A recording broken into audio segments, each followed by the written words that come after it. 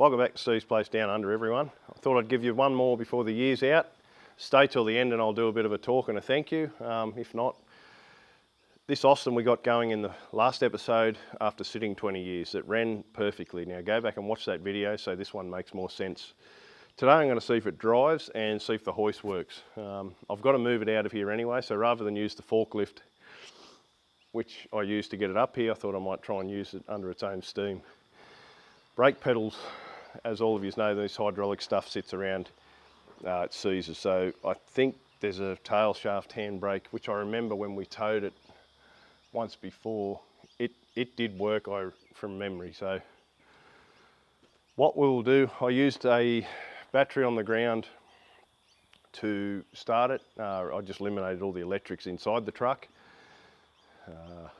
Petrol tank on the roof, which I'll probably leave there, or just tie there. Battery goes under the step, so we'll open that cab door up, put the battery in there, we'll just tap the terminals on, see if there's no sparks, and we'll go from there. I have cut a few wires down here just to eliminate the dash, in case of any old rub wires or rats have been in there, so I'll connect that back up. We'll see if it works off the key. There is no windscreen in it, so I'd say the key, which is key barrel, which is hanging out of the dash, may have got water in it, but we'll see. You can see it down there under the steering wheel. We'll see what happens when we put the battery in it. I've been crooked the last few days again. Excuse me if I start coughing or anything. I'll just get the battery. Again, go back and watch that last episode. It'll make this one a whole lot better.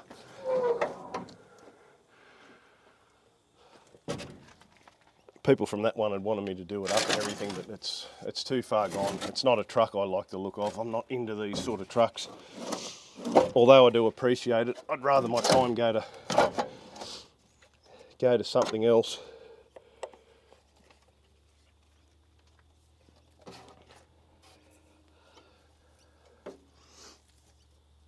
It's long enough to be continued, that one. Work with what you got, I guess. Okay, it's in there. I might just give the key a quick hit.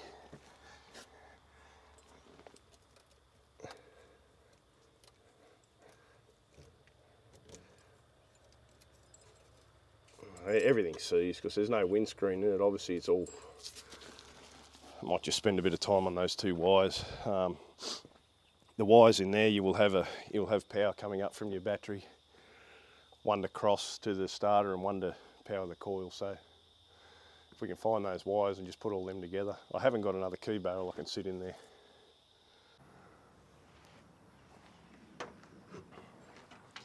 So between shooting now and the last scene, I decided that I don't want to spend too much time in that cavity. It's that filthy in there, and I've got a breathing problem as it is, so you wouldn't know what's in there. So what I'm going to do is just put these two spade terminals on. I've pulled the wires out, so I did that the other day anyway to eliminate the cab, so there's no power in the cab at all.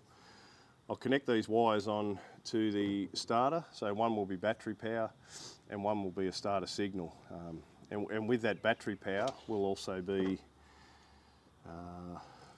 I'll be able to power the coil off that same wire. Rather than buggerise around in the cab with that old wiring, I just bypass it. And I know it worked the other day, so it's going to again.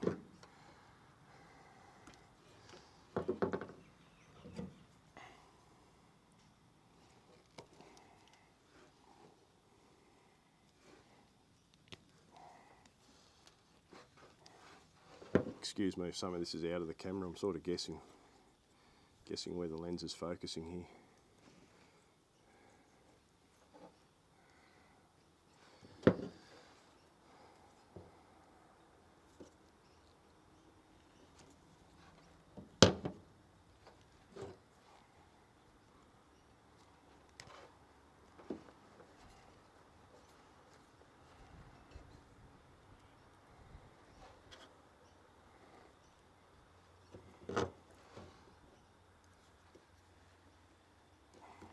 I think they're quite bodgy, these terminals. If ever I wire something up properly on one of the trucks, I'll always solder and heat shrink unless it needs one of these. So I'll plug that onto the starter and I'll bare the other end. It'll just be two bare wires I can clip the alligator clips onto. Nothing technical, nothing outstanding about it, nothing hard about it. Just means I won't be able to start it from in the cab, but that's okay.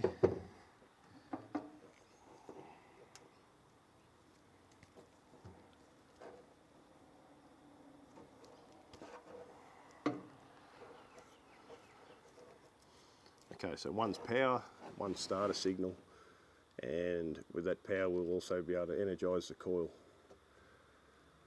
It's not running a ballast resistor that I can see, not that it'd matter for the amount of time we're going to run it anyway. Unless it's up in under the dash, it may not even have one. Okay, just mind if the camera shakes a bit. It's sitting on the radiator while I try and lean down in there and connect this up. You probably can't see because I can't either.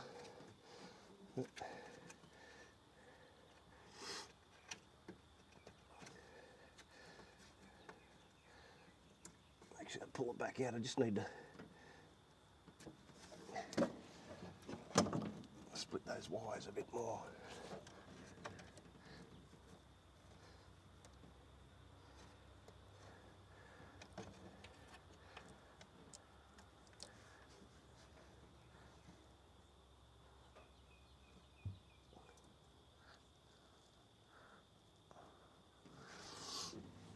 Okay, they're on. By rights, if I touch these two together, she should wind.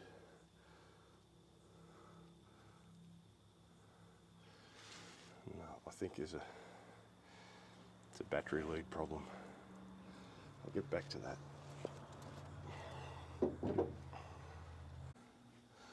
Okay, silly me doing it by feel down there. I had it on the wrong terminal, both on the same terminal, so I should have looked, not just felt. Okay, so again, power, so that'll go to the coil as well, and this is just a signal.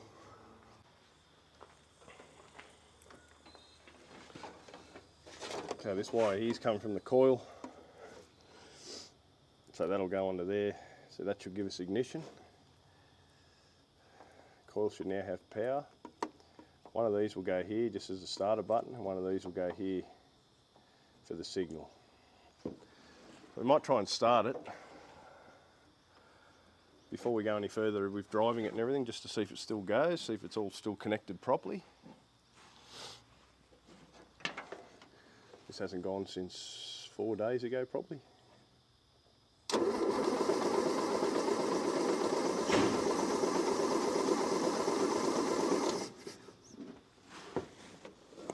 Oh, alligator clip's loose on the coil.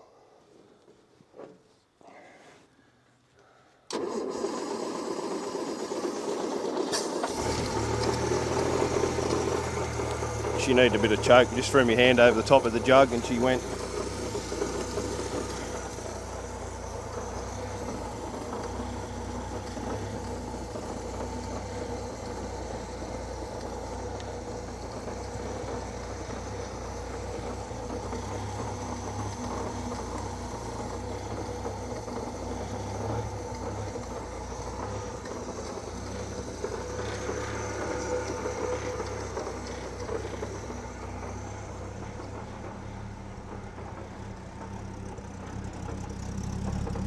Super quiet old truck, no smoke. If you're into the throttle, it blows a little bit. I don't know if it's fuel or oil, but the oil's on level. You can see why I didn't want to spend too much time in there.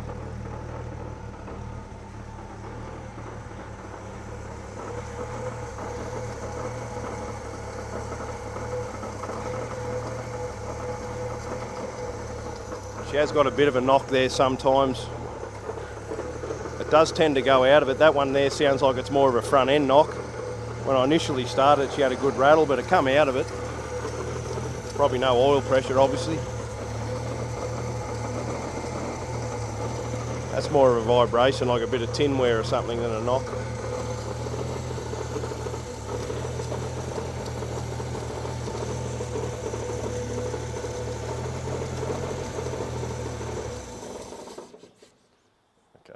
That side of it's good.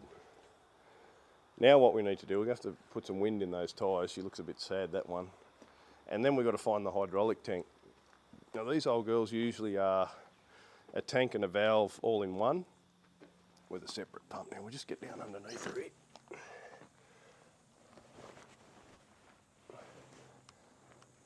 Okay, there's the pump on the transmission. So, excuse me, they've usually got a cable to engage that. It's like a dog clutch, it connects it to the shaft in the transmission, and that pump will spin. Excuse me again.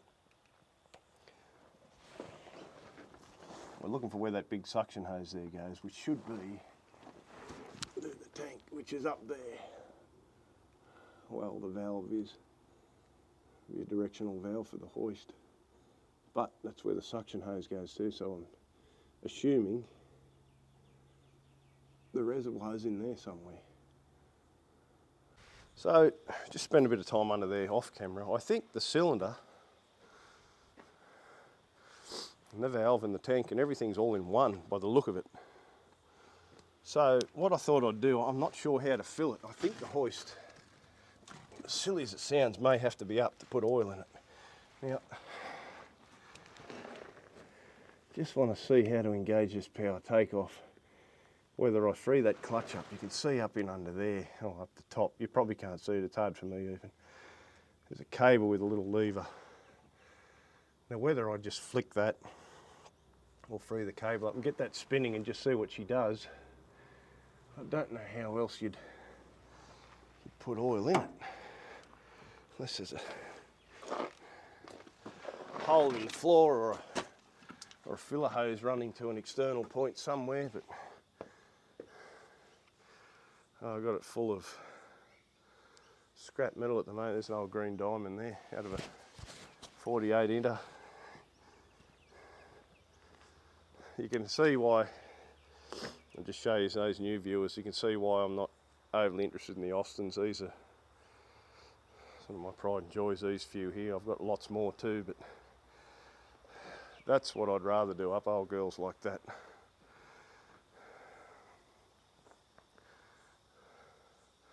Don't get me wrong, I love little trucks, but I sort of more like the Australian and the American type. Nothing against the pommy stuff, but it's still fairly common.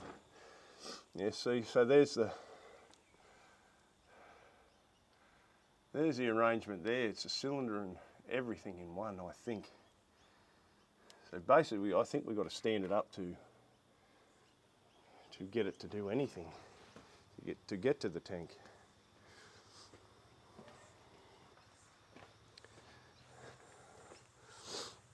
I think that's how you engage it there, but that is so seized, I might just get down under it and nip that cable and flick it on myself, because as I said, there's no windscreen, everything in there is seized, all them switches, probably even run into the transmission through the gear stick, but that's not going to bother us. I've done it off camera again. I just put a shifter on the lever up there. The cable is free. My guess is it's out of oil. It seems to me like it was engaged. I know the directional valve's moving. It seems to me it was engaged. So now we would need to work out how to get oil in that thing up there. So I'm just going to put the camera down for a bit and I don't know, find a filler plug or something. I'll have to pump it in. Okay, I'm going to get the old fork going and just put her under the corner of that tray and try and lift it up. I cannot find a filler point. Not that I want to get under there and do it, but with it raised, but we can block it and even just see if we can locate it.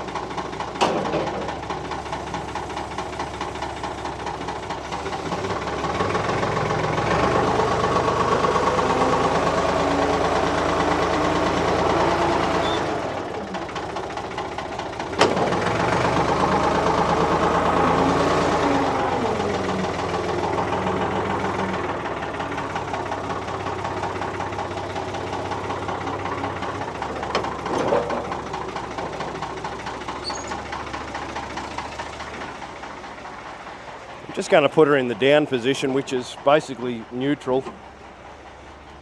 If it's in the raised position, it's trying to pull it through the pump. If it's in down, it's just back to tank, so it should give it should make it free.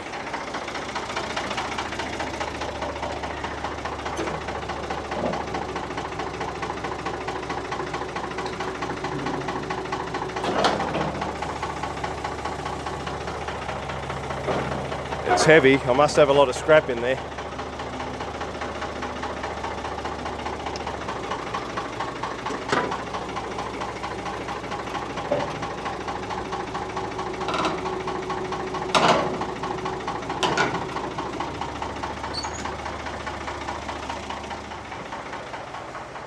I'm not getting under it, just looking for a fill point.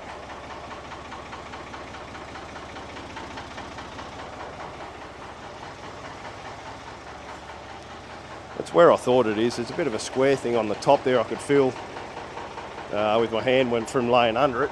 We're not under the body, so don't worry.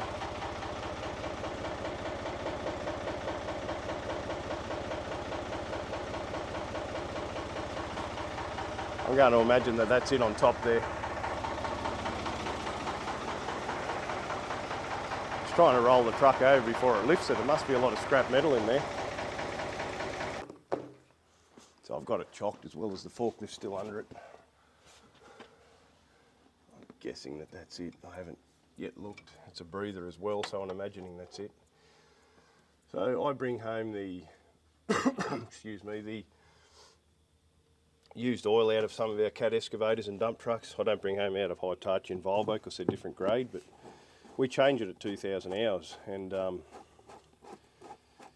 there's nothing wrong with it. 2,000 hours in a new cat machine is still brand new oil in my eyes for these old things.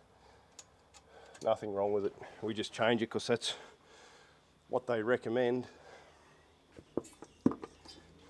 Still perfect because we pay to get someone to get rid of it anyway, so.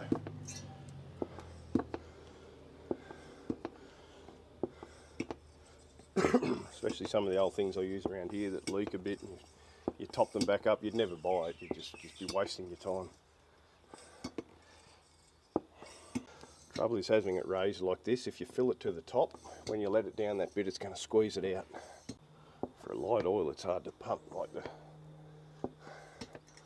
nozzle's restricted or something.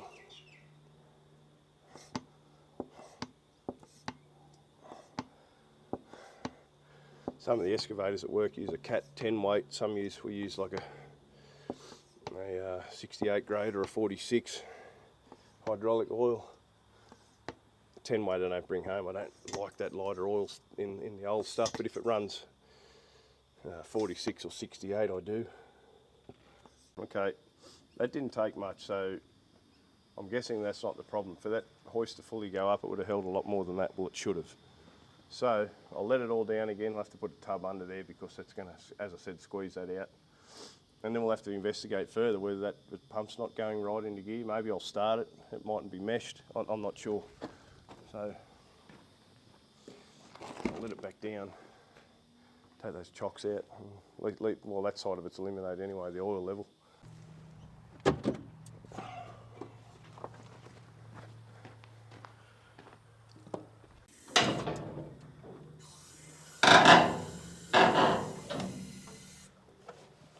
Okay, it didn't squeeze any out, so whether it had an airlock, I'm not sure. So we might just try it and see what it does with that bit I did put in it.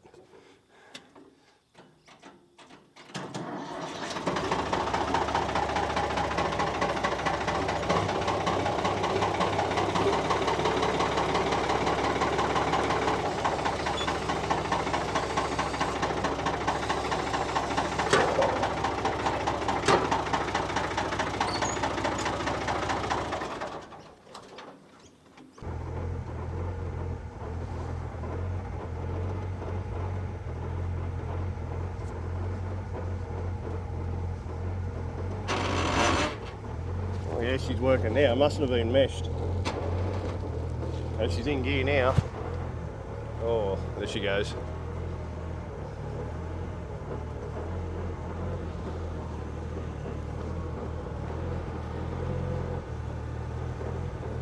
She's You're going to hit my chain block hanging off the roof there.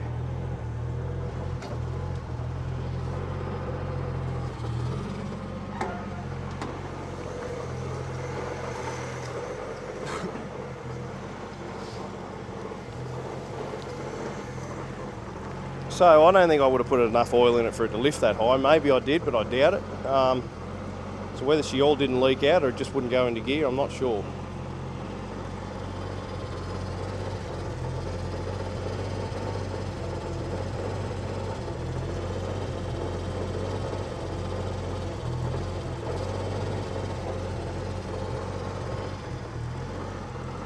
Gee, she's got bad breath, though, girl.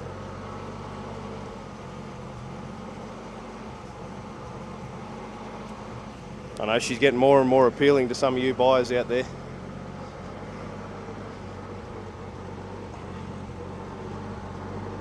I do a load in her, but I don't really want to pick all that metal back up.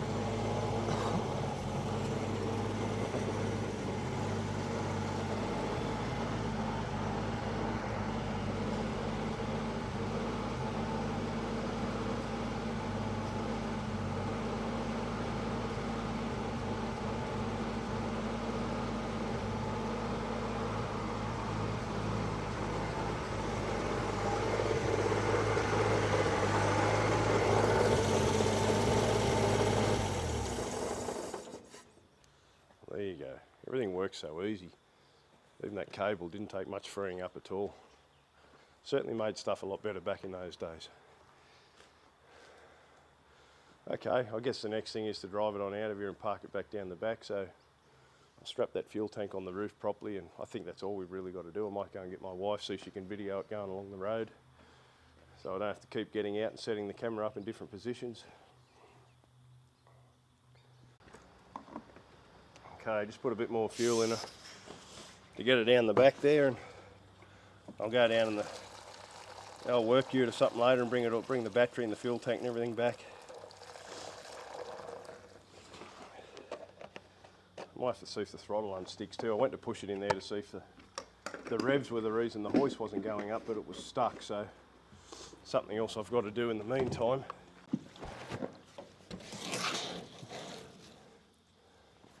Okay, let's get a little ratchet strap.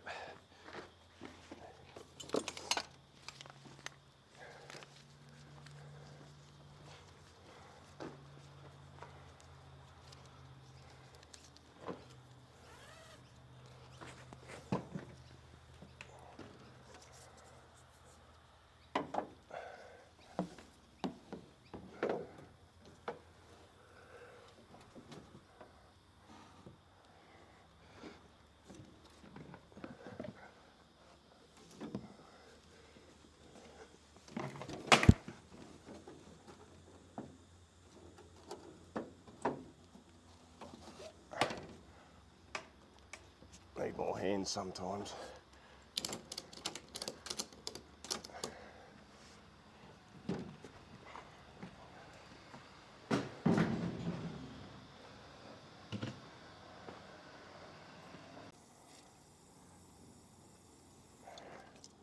I'm going to move a bit of movement out of the old throttle pedal. See where she comes through the firewall here somewhere.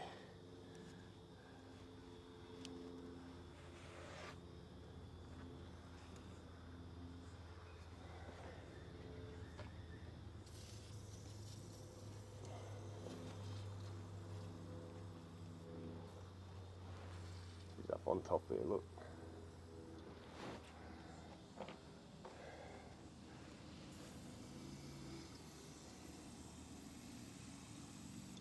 I don't know, it should be too seized up in here, it's all been covered. Still looks fairly decent under the bonnet. A bit of smoke off the old manifold when she's going. Okay, I was going to pump the inside tyre up too, but they've been put on so the valves sort of hitting the back of the rim, they're not lined up. I'll just put a bit in this outside one so we don't ruin it. That'll do, I reckon.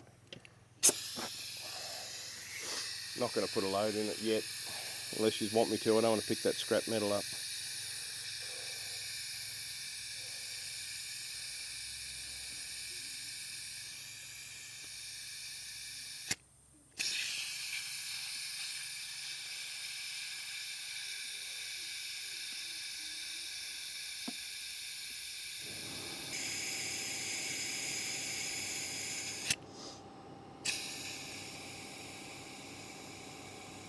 I'm not going to put too much in it, the tyre doesn't look good at all.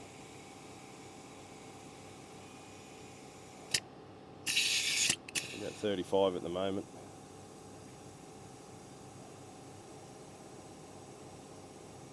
I'd say the inside one's got a bit of pressure because the outside one had none and it was still being held up.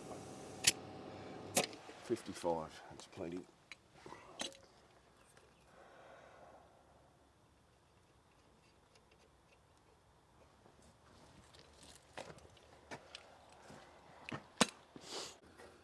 Okay, we'll crank it back up. Ah, jeez, that hurts. Oh, okay.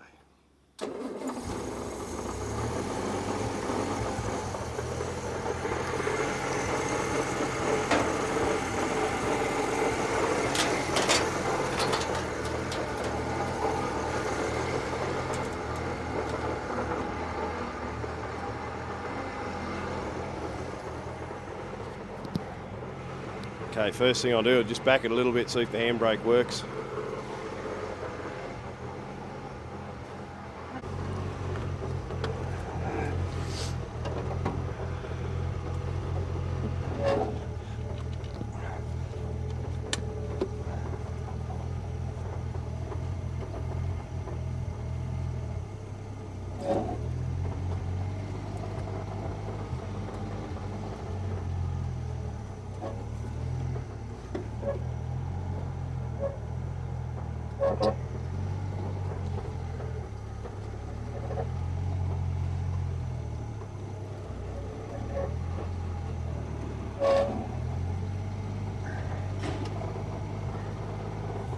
It's got brakes, but they're not great.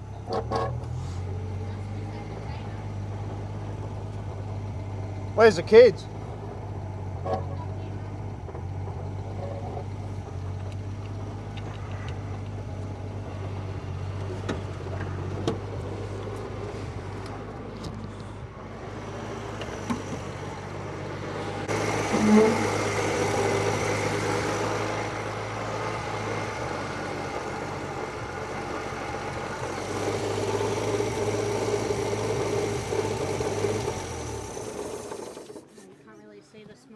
Okay, it's getting hot. It's still full of water, so I'm going to let it cool down, fill it up, and then we'll go again in the time that it's... This is the longest I've ran it, so I'm not blaming it. Okay, it's been about half an hour. I'm going to... I topped it up a little bit. It was down a little bit, but not enough to get it hot, so we'll see how she goes again.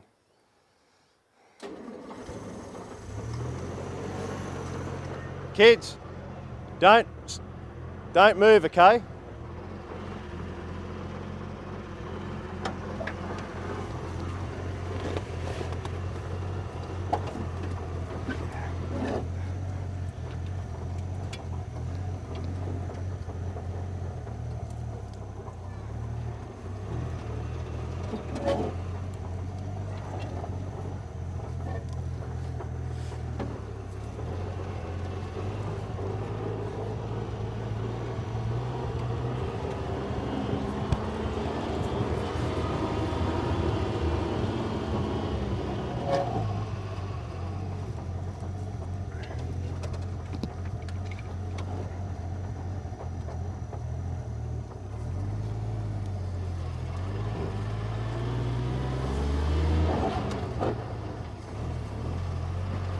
She even changes gears nice.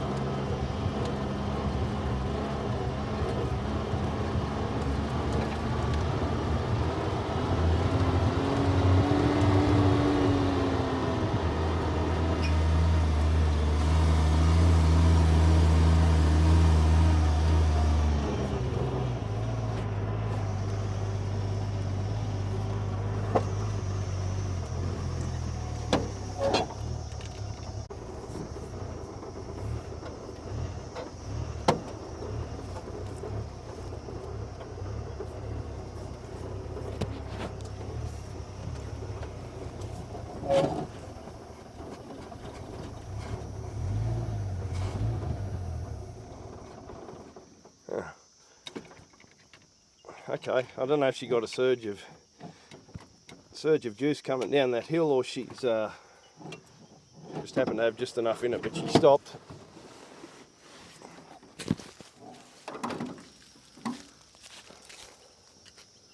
The tank's laying the wrong way. She's probably picking up from the higher side, which is fine.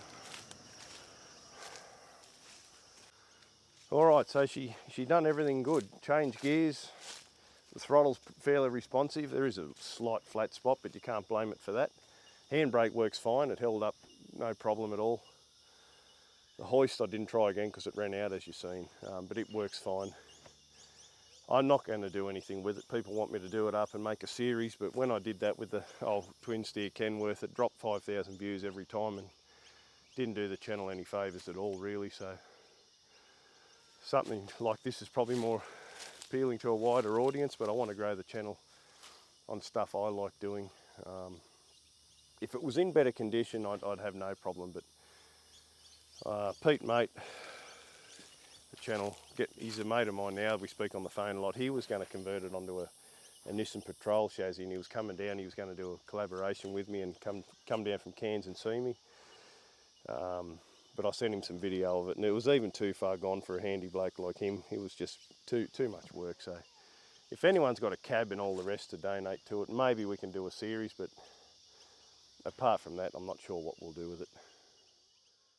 Okay, everyone, having my first beer for the day. It's about 2 o'clock here Sunday, so if you're watching this, it's only filmed probably 5 hours before. So a few things. If you just watch for the Austin and not for me or the future of the channel or anything, thanks for watching. You're probably going to turn it off here because I'm going to ramble a bit now and thank you and a bit of a carry on about how the year went. Thanks for watching if you turn it off now, but if you're still watching for us, a few things I'm going to talk about. So the first thing, the Austin now, people are saying on the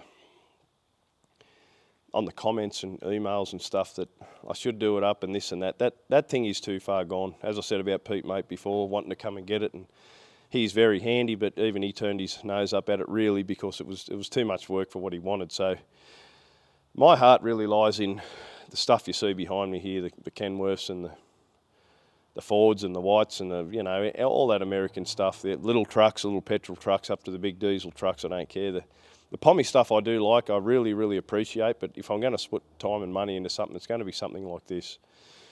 Back to the Austin, I won't scrap it. I'm not going to do that. Now I've seen how it performs. It changes gears, the hoist works, the handbrake works, the motor works exceptionally well. It'd be ideal for a place like this. If you've got a little bit of dirt somewhere, couple of acres somewhere and you wanted to move some dirt, top dress your lawn with it, you had an old farm tractor with a bucket on it, and you'd do the job fairly easily. You don't need foot brakes. You just that handbrake's locking up both back wheels anyway, so depends on how you drove it. The engine holds back fairly well in low gear, so I don't know, if someone wants it, $500.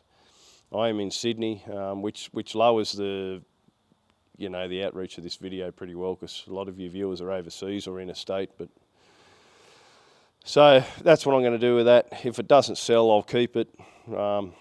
Any dirt I move in the future around the place, I've got a scrap bin down there anyway. I might unload it and get rid of that scrap with the rest of the stuff I got and do some loads with it for another video.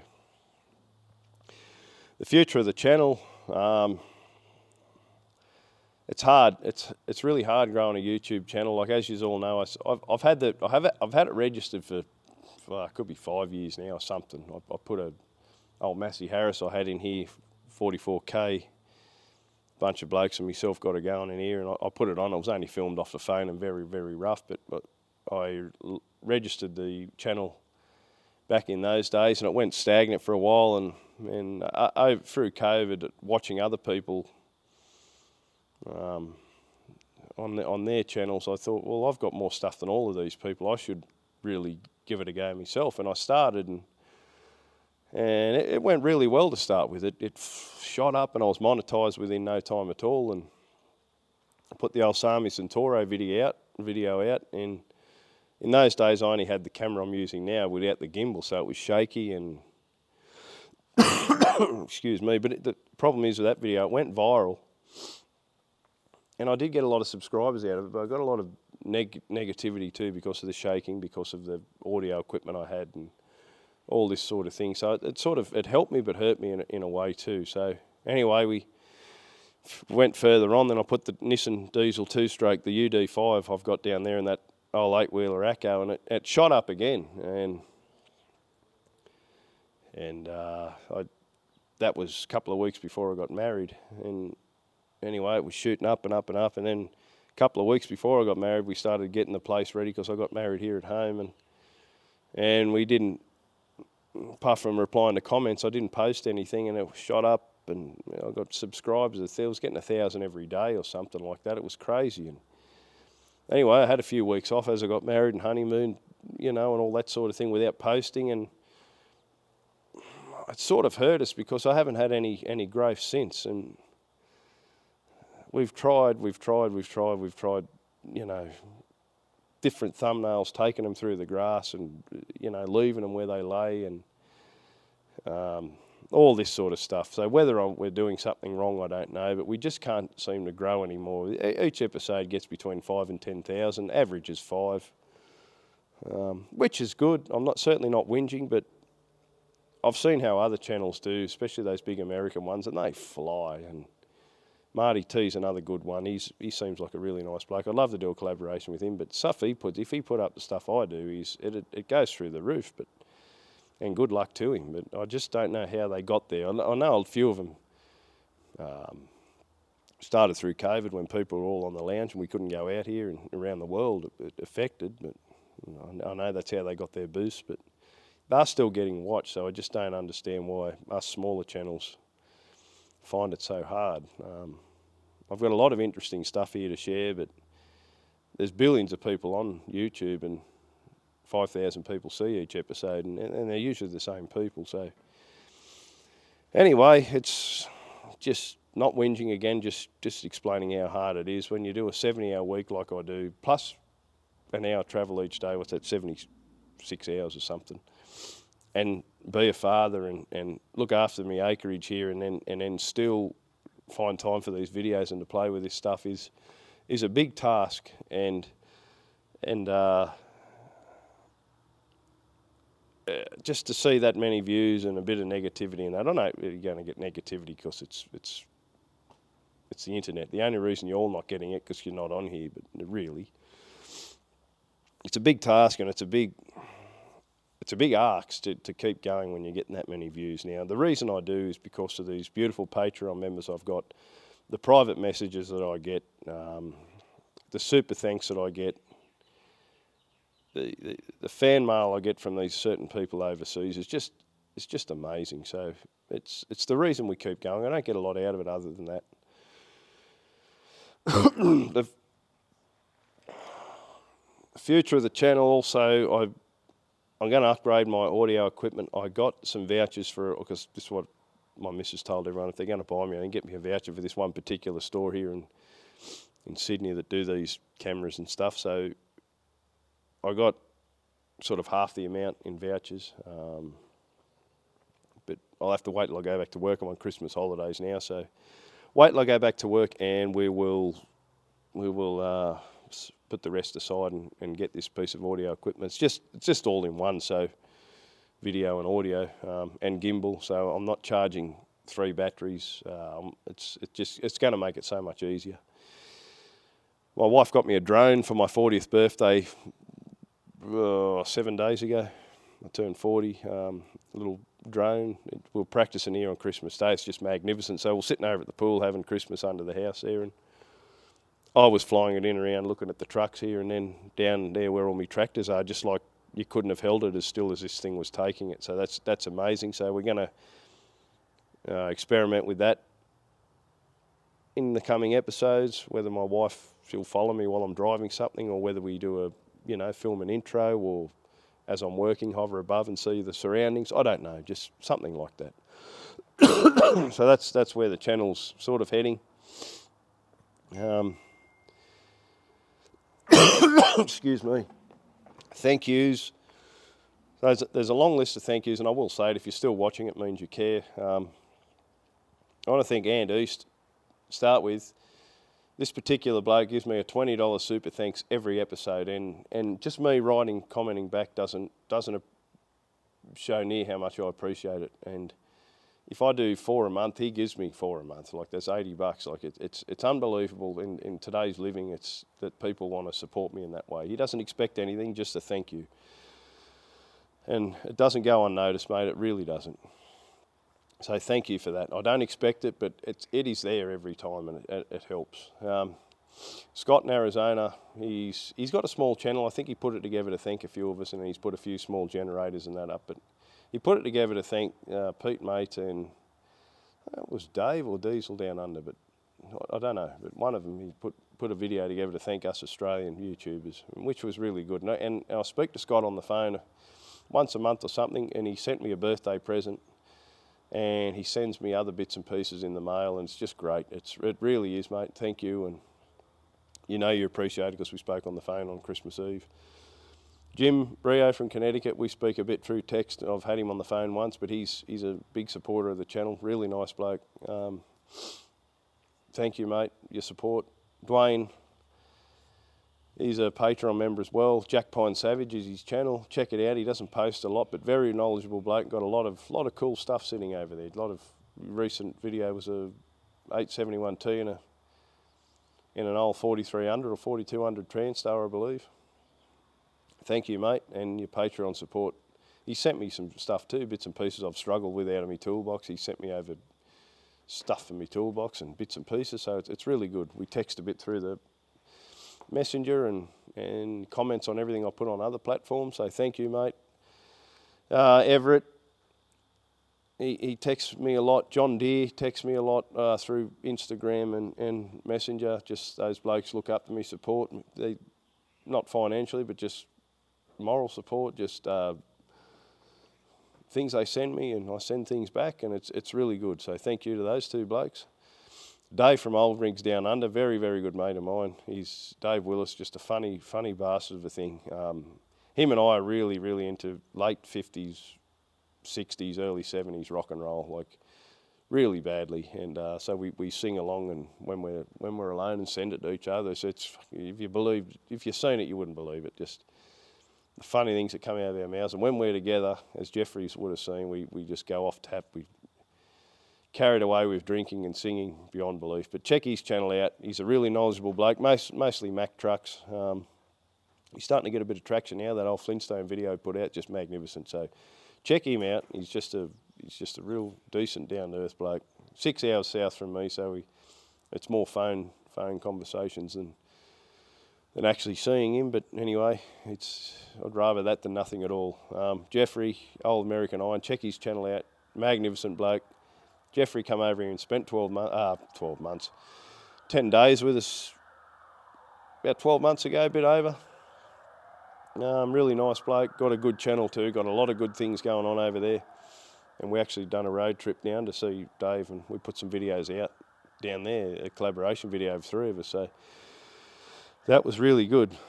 We still speak on the phone a fair bit, and hopefully one day I get to go over there. I get to go and see him. And then I'll try and go and see Scott and these other couple of blokes too, which while I'm there, but I'll see. Excuse me, I just had to turn it off. There's something happened down the bottom road here. It's paramedics and coppers going down there. Anyway, Mark Burton, thank you, mate. He's the bloke down south that he gave me the Albion truck. Now that was that'd be the most generous thing I've ever got in my life. I say I'm not interested in Pommy trucks, but that there is a different story because of the condition it's in. And the generosity of this bloke. He's got a magnificent collection of buses. I'd love to acquire one off him. We did go down there and speak about it, but it's so hard to spend any money this day and age with what's going on in the world, especially Australia's just gone mad. But I hope to still keep in touch with Mark. I got a text message off him a while back. He was going down to see Dave from Old Rigs Down Under, then he was coming up to see me. So hopefully that still happens. You're welcome any time, mate, if you're watching.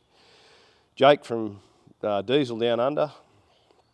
I just narrowly missed out on seeing Jake. The last big truck show we had here in Sydney, my mate Josh had his 40th on the same weekend. So because that tractor thing's on every year, and Josh is only 40 once, obviously I went there. But Jake was actually there, so he'd come up all the way and brought one of his old Kenworths up, and just a magnificent young bloke. I'm sure he's younger than me, but I think he works for himself. And I get Snapchats and Instagram stuff off him, and I think Instagram, not Snapchat, but he's starting to play with some really big horsepower down there. So that's interesting.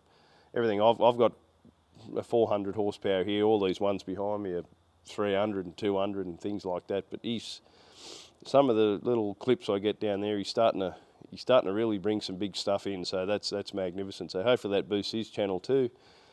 Young bloke down in Melbourne or Victoria.